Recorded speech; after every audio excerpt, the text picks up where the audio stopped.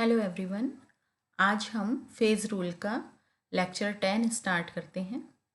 आज का टॉपिक है टू कंपोनेंट सिस्टम अर्थात द्विघटक तंत्र। टू कंपोनेंट सिस्टम में हम कंडेंस्ड सिस्टम अर्थात संघनित तंत्र की भी बात करेंगे। तो सर्वप्रथम हम देखेंगे कि टू कंपोनेंट सिस्टम्स क्या होते हैं एवं उसके बाद हम देखेंगे कि संघनित तंत्र क्या होते हैं। टू कंपोनेंट सिस्टम, यदि कोई तंत्र है और उसमें नंबर ऑफ कंपोनेंट्स की संख्या 2 है यानी C इज इक्वल टू 2 है तो phase rule will be, phase rule क्या होगा? फेज रूल होगा F is equal to C minus P plus 2। C है नंबर ऑफ कंपोनेंट्स जो कि 2 होंगे यहाँ और माइनस पी प्लस 2 अर्थात टोटल हम ओवरऑल देखेंगे 4 माइनस पी। अतः number of degrees of freedom is equal to 4 minus P. उस तंत्र के लिए, द्विघटक तंत्र के लिए number of degrees of freedom की वैल्यूज होंगी 4 माइनस पी। अब चूंकि किसी भी तंत्र में एक मिनिमम प्रावस्था तो होगी यानी नंबर ऑफ फेजेस मिनिमम एक तो होंगे ही होंगे, प्रावस्थाओं की मिनिमम संख्या एक तो होंगी ही। अतः यदि हम यहाँ नंबर ऑफ फेजेस की वैल्यू 1 रख दें, that is for p is equal to 1, number of phases 1 रख दें तो number of degrees of freedom कितने हो जाएंगे? 4 minus 1 is equal to 3। Number of degrees of freedom 3 हो जाएंगे। अर्थात द्विघटक तंत्रों को यदि हमें एक्सप्लेन करना है तो हमें 3 डिग्रीज ऑफ फ्रीडम की आवश्यकता होगी। और ये 3 डिग्रीज ऑफ फ्रीडम कौन कौन से होंगे? 3 वेरिएबल्स होंगे और सिस्टम होगा ट्राई वेरिएंट। ये 3 वेरिएबल्स होंगे यानी 3 डिग्रीज ऑफ फ्रीडम होंगे, टेम्परेचर, प्रेशर एंड कॉम्पोजिशन। परंतु इन तीनों डिग्रीज ऑफ फ्रीडम को एक साथ पेपर पे हम नहीं शो कर सकते अर्थात कागज पर हम नहीं शो कर सकते क्योंकि कागज होता है 2 डायमेंशनल, है ना, द्वि कोऑर्डिनेट यानी 2 डायमेंशनल होता है। तो इसलिए हम क्या करेंगे, हमें पूरे तंत्र को एक्सप्लेन करने के लिए चूंकि हमें 3 वेरिएबल्स चाहिए, minimum degree of freedom, minimum phases 1 होंगी तो मैक्सिमम डिग्री ऑफ फ्रीडम 3 होंगे। मैक्सिमम डिग्री ऑफ फ्रीडम यानी 3 हमें स्वतंत्रता की कोटि की जरूरत पड़ेगी और ये 3 स्वतंत्रता की कोटि यानी 3 वेरिएबल्स, 3 चर होंगे, टेम्परेचर, प्रेशर और कॉम्पोजिशन। और इन टेम्परेचर, प्रेशर और कॉम्पोजिशन को एक्सप्लेन कैसे कर पाएंगे हम? कैसे हम एक कागज पर जो कि बाई कोऑर्डिनेटेड होता है यानी 2 ही कोऑर्डिनेट होते हैं, 2 निर्देशांक हम एक कागज के तल पे होते हैं, तो हम उनको किस प्रकार से 3 डायमेंशनली व्यक्त करें, यह हम नहीं कर सकते, है ना, क्योंकि पेपर हमारा 2 डायमेंशनल होता है। इसलिए हम तीनों वेरिएबल्स को एक साथ इकट्ठा शो नहीं कर सकते और तीनों वेरिएबल्स को एक साथ इकट्ठा प्रदर्शित नहीं करने के कारण हमें किसी एक वेरिएबल को फिक्स कर देना होगा। यानी किसी एक वेरिएबल, किसी एक चर का मान, किसी एक डिग्री ऑफ फ्रीडम को हमें फिक्स यानी उसके मान को स्थिर कर देना होगा।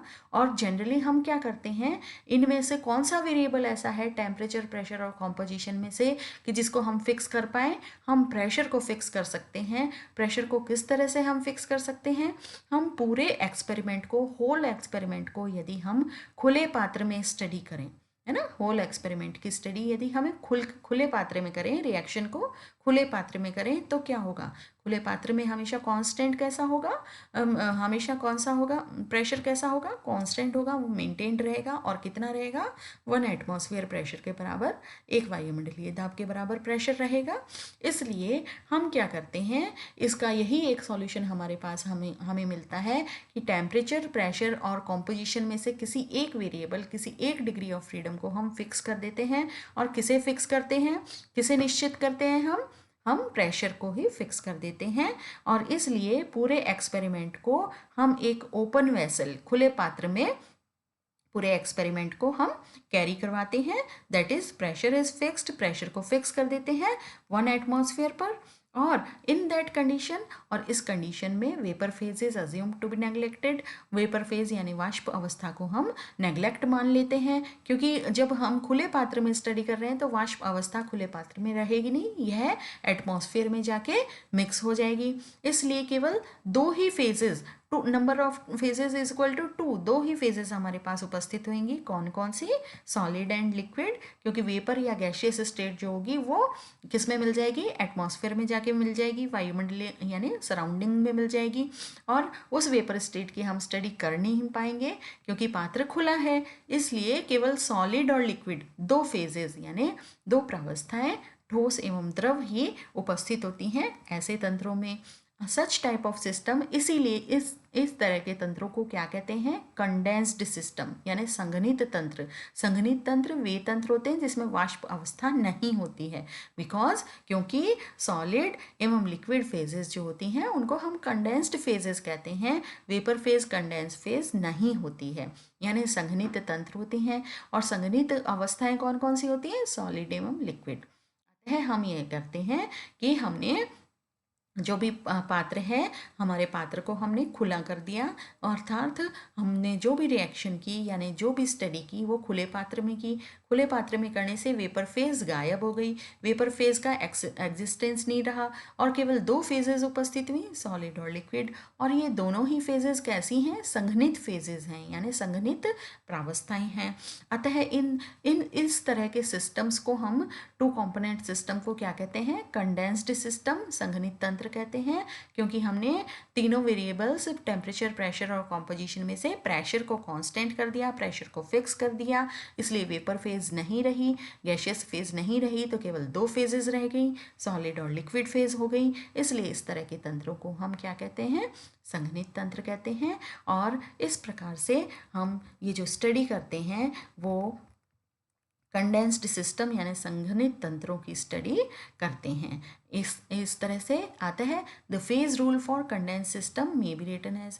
है संघनित तंत्रों के लिए हम फेज रूल को रिवाइज कर देते हैं, वापस से लिख सकते हैं। किस तरह से? कि फेज रूल होता है हमारा F plus P is equal to C plus 2, है ना। और इसमें से हमें एक वेरिएबल प्रेशर को फिक्स करना है, इसलिए हम -1 भी यहाँ कर देते हैं। यानी फेज रूल हमारा नया बन गया कंडेंस्ड सिस्टम के लिए क्या? F plus P is equal to C plus 2 -1। -1 यहाँ एक्स्ट्रा है नॉर्मल फेज रूल से, और ये -1 किसके लिए है? कंडेंस्ड फेज, वेपर फेज एक एब्सेंट है उसके लिए हमने -1 कर दिया। ठीक है, क्योंकि प्रेशर को फिक्स कर दिया। प्रेशर को फिक्स कर देने से एक वेरिएबल हमारा 1 डिग्री ऑफ फ्रीडम कम हो जाएगी। Total number of degree of freedom में से 1 डिग्री ऑफ फ्रीडम कम हो जाएगी, क्योंकि दाब को हमने फिक्स कर दिया। हम एक्सपेरिमेंट को ओपन वेसल यानी खुले पात्र में कर रहे हैं, इसलिए number of degrees of freedom जितनी भी टोटल होंगी उनमें से हमने -1 कर दिया। इसलिए टोटल फेज रूल में से हमने -1 कर दिया प्रेशर को फिक्स करते हुए। अतः हमारा जो नया फेज रूल है वो क्या हो जाएगा? नया फेज रूल हो जाएगा F plus P is equal to C plus 2 -1, और अतः F हो जाएगा number of degrees of freedom हो जाएंगे C माइनस पी प्लस 2 -1, और इसको हम लिख सकते हैं F is equal to C minus P plus 1। तो यह हमारा रेस्ट्रिक्टेड फेज रूल हो गया। इस फेज रूल को हम क्या कहते हैं? रेस्ट्रिक्टेड फेज रूल कहते हैं। हमने इस पे एक लिमिटेशन लगा दी, एक रेस्ट्रिक्शन लगा दिया कि हमारा फेज रूल में एक हमारी डिग्री ऑफ फ्रीडम, एक जो है F वो हमने कम कर दी है, और कम करके हमारी डिग्रीज ऑफ फ्रीडम जो है वो टोटल आ गई C माइनस पी प्लस 1। तो इसे हम रेस्ट्रिक्टेड फेज रूल भी कहते हैं। और रिड्यूस्ड फेज रूल यानी रिड्यूस्ड यानी कम हुआ हुआ, है ना, तो रिड्यूस्ड फेज रूल भी हम इसे कहते हैं। और रिड्यूस्ड को कहते हैं हम समानीत प्रावस्था नियम। तो यह हमारा प्रावस्था नियम कैसा हो गया? समानीत प्रावस्था नियम या रिड्यूस्ड फेज रूल। तो यह इक्वेशन हो गई number of degrees of freedom is equal to C minus P plus 1। 2 की जगह क्या हो गया? 1। तो यह हो गया रिड्यूस्ड फेज रूल या रेस्ट्रिक्टेड फेज रूल या कंडेंस्ड फेज रूल हम इसे कहते हैं। और ये हम द्विघटक तंत्रों के लिए यानी बाई कॉम्पोनेंट सिस्टम के लिए हम इस फेज रूल को काम में लेते हैं। इस फेज रूल के ये जो संघनित तंत्र हैं या द्विघटक तंत्र हैं, इनमें हम जो इक्विलिब्रियम है, प्रावस्था साम्य जो कि संभव है, वो है solid solid equilibrium, solid liquid equilibrium, solid gas equilibrium, है ना, लिक्विड गैस इक्विलिब्रियम, एवं लिक्विड लिक्विड इक्विलिब्रियम, और इन सब में सबसे इम्पॉर्टेंट होता है सॉलिड और लिक्विड इक्विलिब्रियम। तो सॉलिड लिक्विड इक्विलिब्रियम का एग्जांपल, बहुत ही अच्छा एग्जांपल है लेड सिल्वर सिस्टम। और इस प्रकार के इक्विलिब्रियम पे प्रेशर का जो इफेक्ट है वो नगण्य होता है, क्योंकि हम खुले पात्र में कर रहे हैं, है ना। तो सॉलिड लिक्विड इक्विलिब्रियम में प्रेशर को हम कांस्टेंट रख सकते हैं, और खुले पात्र में रखते हैं तो प्रेशर कांस्टेंट रहेगा, और वेपर फेज को हम नेग्लेक्ट कर देते हैं। तो ऐसे तंत्र जिनमें प्रेशर फिक्स रखा जाता है और वेपर फेज को हम नेग्लेक्ट कर देते हैं, यानी वेपर फेज नहीं होती है, ऐसे सिस्टम कंडेंस सिस्टम कहलाते हैं। और फेज रूल जो होता है वो हो जाएगा F plus P is equal to C plus one, या F is equal to C minus P plus one, जिसे हम रिड्यूस्ड फेज रूल कहते हैं। अब इस फेज रूल का बहुत ही अच्छा एग्जाम्पल है लेड सिल्वर सिस्टम, और इस लेड सिल्वर सिस्टम की स्टडी अब हम करते हैं। यह है सॉलिड लिक्विड इक्विलिब्रियम का कंडेंस सिस्टम का बहुत ही अच्छा एग्जांपल लेड सिल्वर सिस्टम है, जिसमें कि वेपर फेज नहीं है। उसको हम अब देखते हैं कि ये लेड सिल्वर सिस्टम क्या होता है। लेड सिल्वर सिस्टम एक बाई कॉम्पोनेंट सिस्टम है, यानी द्विघटक तंत्र है, ठीक है। और लेड सिल्वर सिस्टम में जो सिल्वर और लेड जो हैं उनको मोल्टन स्टेट में, यानी पिघली हुई अवस्था में ले लेते हैं। और पिघली हुई अवस्था में लेड और सिल्वर जो है मोल्टन स्टेट में, ये पूरी तरह से मिसिबल हैं, यानी अच्छी तरह से मिश्रणीय हैं, तथा ये आपस में कोई भी केमिकल रिएक्शन करके किसी भी प्रकार का कोई केमिकल कंपाउंड नहीं बनाते हैं। तो लेड और सिल्वर को जब हम मोल्टन स्टेट में मिलाते हैं तो आपस में अच्छी तरह से मिश्रणीय हैं, यानी मिसिबल है, एक दूसरे में अच्छे से घुल जाते हैं और आपस में कोई केमिकल रिएक्शन नहीं करते हैं, और कोई भी यौगिक को ये नहीं बनाते हैं। अब हम क्या करते हैं, सर्वप्रथम एक्स अक्ष पर जो है वो कॉम्पोजिशन को ले लेते हैं। एक्स एक्सिस पे क्या लेते हैं, कॉम्पोजिशन ले लेते हैं, और वाई एक्सिस पर टेम्परेचर ले लेते हैं। वाई एक्सिस पे हमने टेम्परेचर ले लिया, एक्स एक्सिस पे कॉम्पोजिशन ले लिया, ठीक है। और अब हम जो संपूर्ण जो हमारा अध्ययन है यह, इसमें हमने प्रेशर को कांस्टेंट कर दिया है। अब जो पॉइंट ए है, पॉइंट ए जो ये है पॉइंट ए, ये पॉइंट ए शुद्ध प्योर लेड का फ्रीजिंग पॉइंट है। Point A is the freezing point of pure lead, यानी 100% लेड का फ्रीजिंग पॉइंट है, जो कि 327 डिग्री सेंटीग्रेड है। अर्थात इस टेम्परेचर पे solid and lead, solid and liquid lead जो है वो आपस में इक्विलिब्रियम में हैं। और यदि अब इसमें हम सिल्वर मिलाएं, यदि यहाँ पर 100% लेड है और सॉलिड लेड और लिक्विड लेड आपस में इक्विलिब्रियम में है, क्योंकि ये लेड का फ्रीजिंग पॉइंट है, हिमांक है। अब यदि इसमें हम सिल्वर मिला दें, यहाँ क्या करें, इसमें सिल्वर मिलाना शुरू करें, तो क्या होगा, लेड का जो फ्रीजिंग पॉइंट है वो धीरे धीरे कम होना शुरू हो जाएगा इस लाइन पर। इसमें यदि सिल्वर मिला दें तो लेड का फ्रीजिंग पॉइंट धीरे धीरे इस लाइन पर कम होना शुरू हो जाएगा, और इस ग्राफ पर कम होना शुरू हो जाएगा, ठीक है।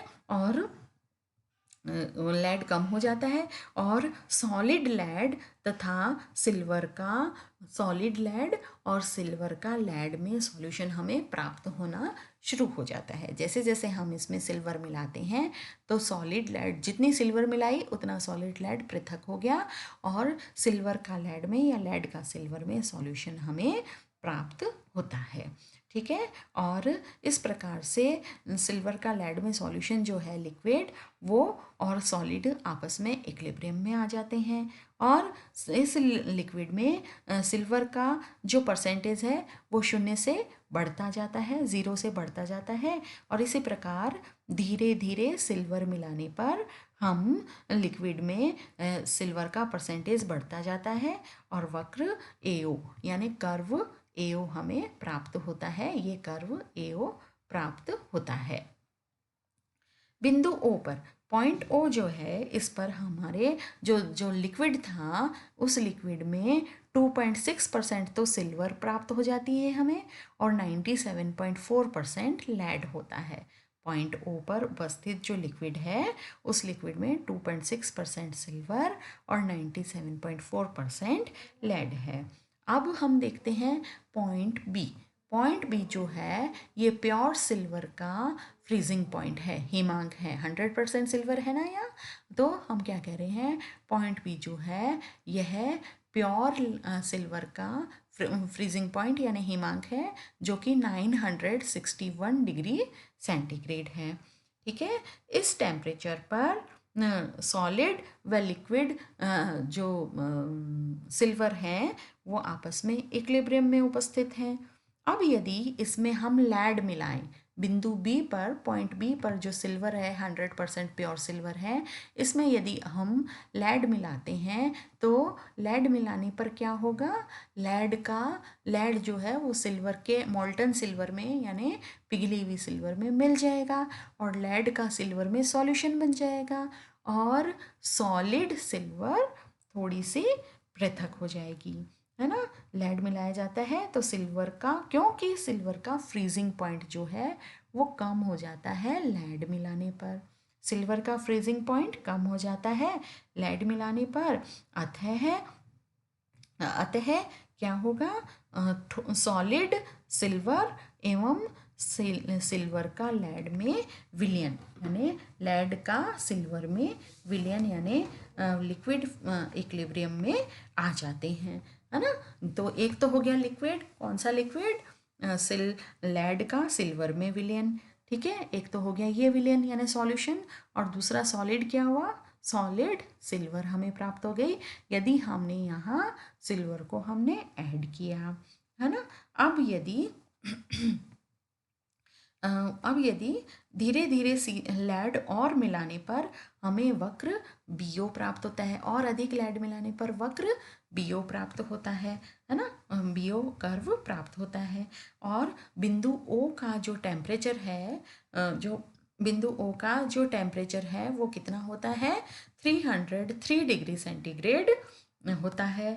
और इस टेम्परेचर के नीचे जो लिक्विड स्टेट है, इस 303 डिग्री सेंटीग्रेड टेम्परेचर के नीचे लिक्विड स्टेट खत्म हो जाती है यानी समाप्त हो जाती है। और समाप्त हो जाती है तो इस टेम्परेचर के नीचे केवल सॉलिड स्टेट ही मिलती है, लिक्विड स्टेट नहीं मिलती है। लिक्विड स्टेट कहाँ तक मिलती है हमें, 300 डिग्री सेंटीग्रेड के ऊपर ही हमें लिक्विड स्टेट मिलती है, और 303 डिग्री सेंटीग्रेड के नीचे हमें केवल सॉलिड स्टेट ही मिलती है, ठीक है।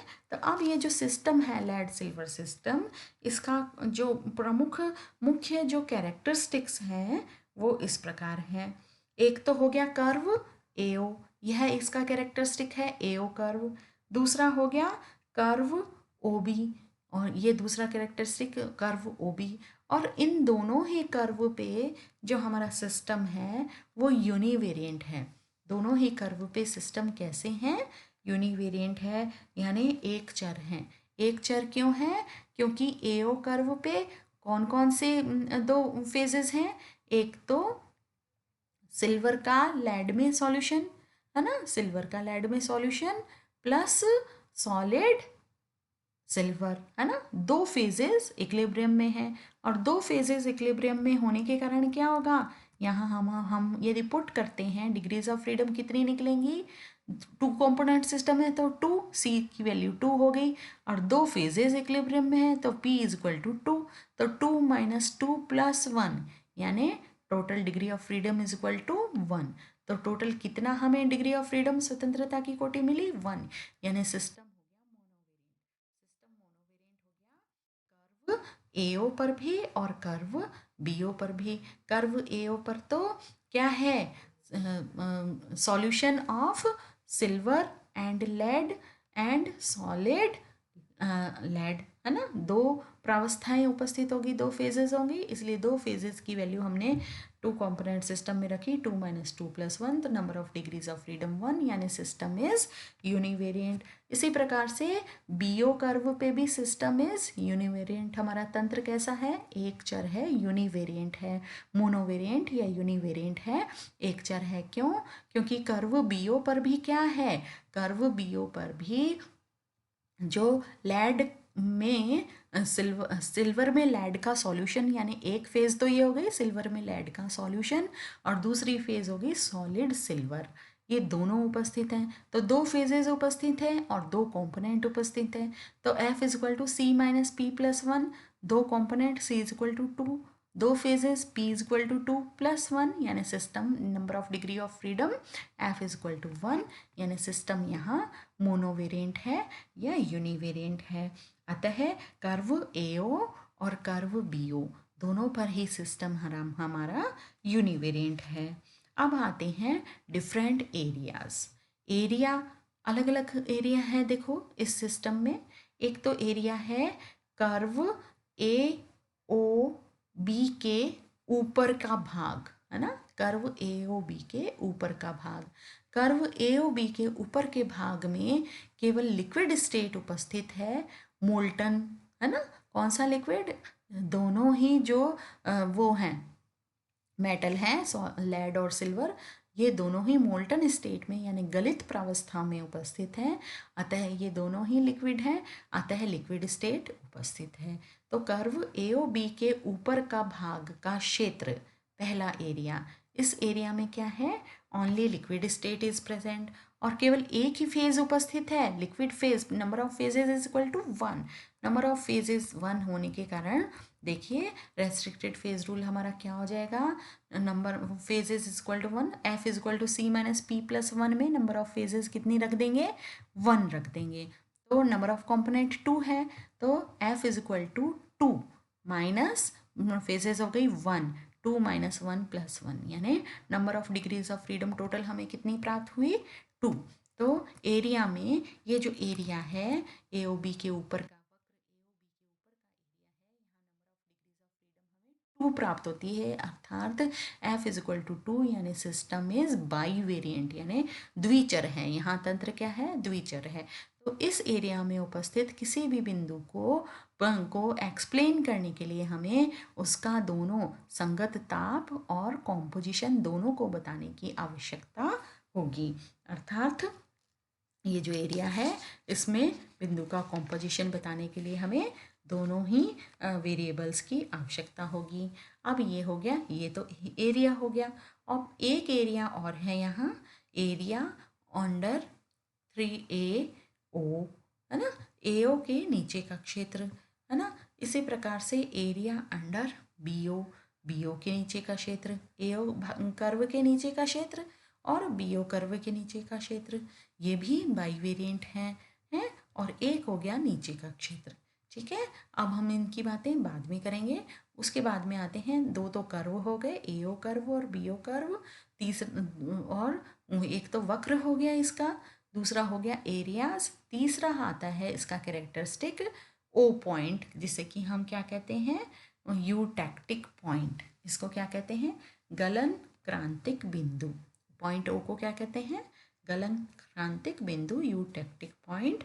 और यहाँ सिस्टम जो है वो नॉन वेरिएंट या इनवेरिएंट होता है, एचर होता है, अर्थात यहाँ डिग्रीज ऑफ फ्रीडम की वैल्यू कितनी होती है, 0 होती है।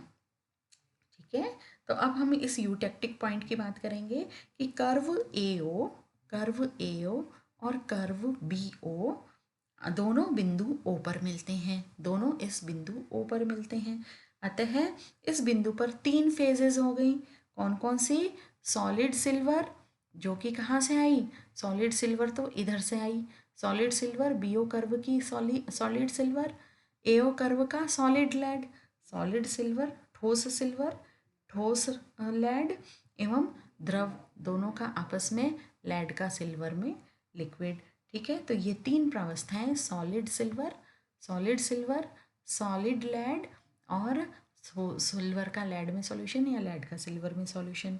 है ना। तो ये 3 फेजेस यहाँ उपस्थित हैं और 3 फेजेस उपस्थित होने के कारण number of degrees of freedom देखिए यहाँ कितनी हो जाएंगी, यहाँ number of degrees of freedom हो जाएंगी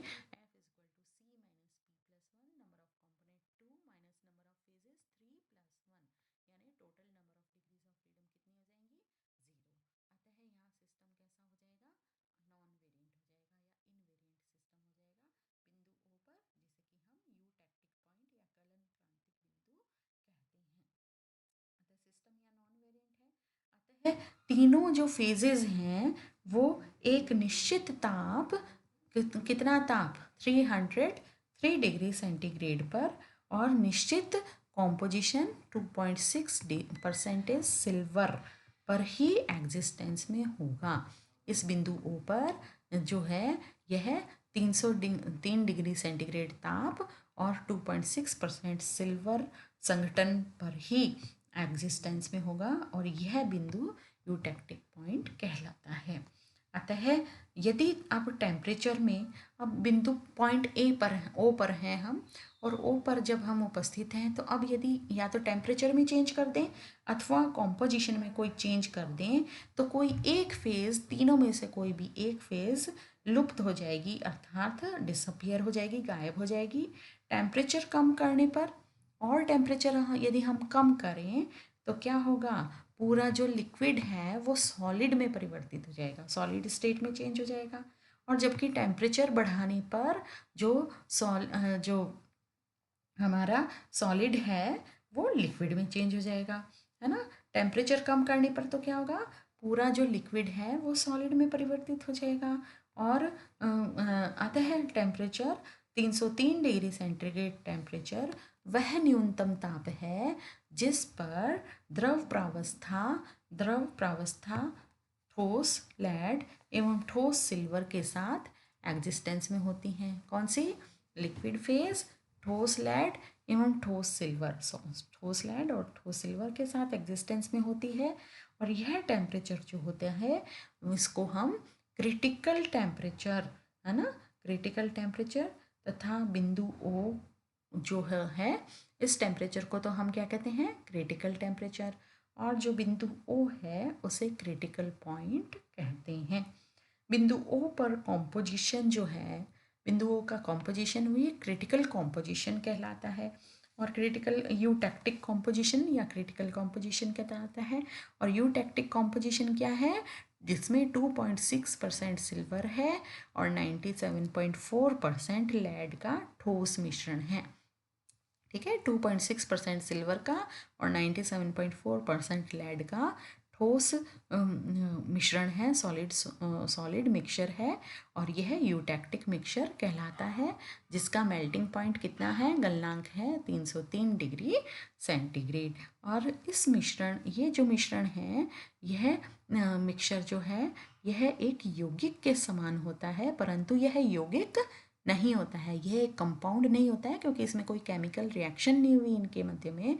और यहाँ दोनों ही जो मेटल्स हैं वो स्टोइकियोमेट्रिक प्रोपोर्शन में नहीं होते हैं, रस समीकरणीय अनुपात में नहीं होते हैं। अब हम आते हैं एरियाज पे। Area under ACO and BDO, है ना, एरिया ACO और BDO, ये जो है ये पॉइंट C है और ये पॉइंट D है। तो एरिया हो गया ACO एरिया और ये एरिया हो गया BDO एरिया।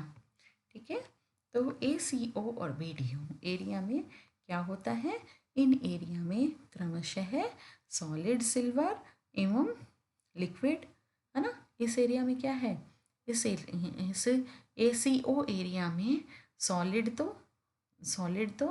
ACO, है ना।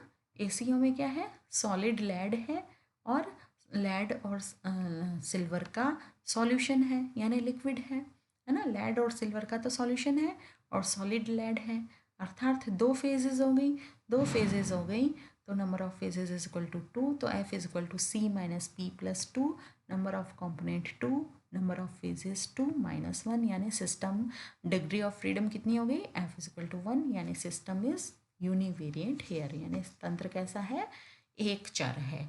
इसी तरह से जो है वो बीडीओ है, बीडीओ एरिया, यानी ये बीडीओ एरिया ये वाला है ना। इस बीडीओ एरिया में क्या है, एक तो सिल्वर और लिक्विड का सिल्वर और लेड का आपस में सॉल्यूशन है, यानी एक लिक्विड है और दूसरा सॉलिड सिल्वर, दो चीज़ें उपस्थित हैं और दो फेजेस उपस्थित होने से number of degree of freedom is equal to 1, यानी सिस्टम कैसा हो गया, मोनोवेरिएंट हो गया, है ना। अब हम लिक्विड फेज का जो कॉम्पोजिशन है उससे हम बिंदु से एक जो हॉरिजॉन्टल लाइन है उसको खींच के हम ज्ञात कर सकते हैं। लिक्विड फेज का जो कॉम्पोजिशन है उसको हम जो बिंदु है, पॉइंट है, वहाँ से हम एक लाइन खींच कर ज्ञात कर सकते हैं, है ना। देखो कैसे, यदि हम एक टाई लाइन खींचें और टाई लाइन कौन सी होगी हमारी, जो वो टाई लाइन है, देखिए इसमें टाई लाइन खींची हुई है, हमने यहाँ टाई लाइन नहीं खींची है और टाई लाइन जो है उसको हम किस प्रकार से आलेखित कर सकते हैं, हम इसे ये जो है यहाँ एक टाई लाइन हम खींच सकते थे, तो यहाँ टाई लाइन नहीं है, तो नेक्स्ट लेक्चर में हम इसका टाई लाइन कॉम्पोजिशन बताएंगे कि किस प्रकार से टाई लाइन के थ्रू हम इस लिक्विड का कॉम्पोजिशन हम ज्ञात कर सकते हैं या इस सिस्टम का हम कॉम्पोजिशन ज्ञात कर सकते हैं। तो आज का लेक्चर हम यहीं समाप्त करते हैं। धन्यवाद।